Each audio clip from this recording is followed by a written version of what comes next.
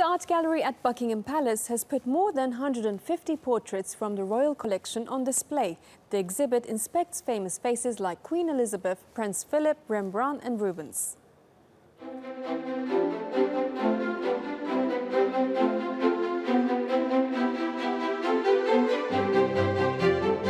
Portraits are more than just faces. They can give us insight into the person, the times, even the artist. They can also have a number of meanings, as the exhibit Portrait of the Artist at the Queen's Gallery at Buckingham Palace shows.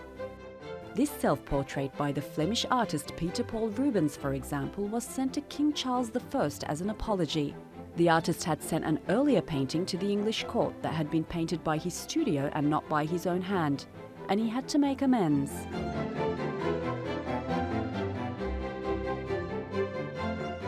The exhibition also features these reciprocal portraits of the Duke of Edinburgh and British landscape artist Edward Seago.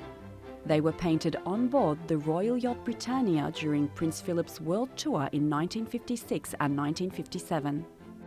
The Duke of Edinburgh, one of his favoured artists was Edward Seago, and he invited Seago to accompany him on a trip on HMS Britannia back from Australia in 1956, because he thought that Seago might see some amazing landscapes as they sailed past Antarctica for Seago to paint. And while they were there, evidently they painted each other.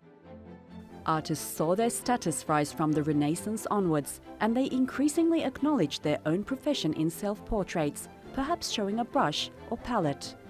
It's a wonderful recording of your life. As you say, we take selfies today or we write things down in the diary, but there's nothing to show the energy as much as when somebody paints an image of themselves, either how they really are or how they'd like to be seen. But the self-portraits don't end there. Lucien Freud made a painting of himself while painting the Queen's portrait in 2001.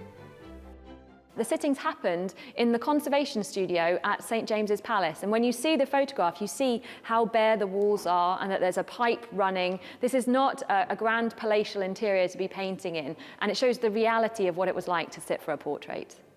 A photo might be enough to capture a moment, but the creators of these artworks show there can be much more meaning than just the image itself.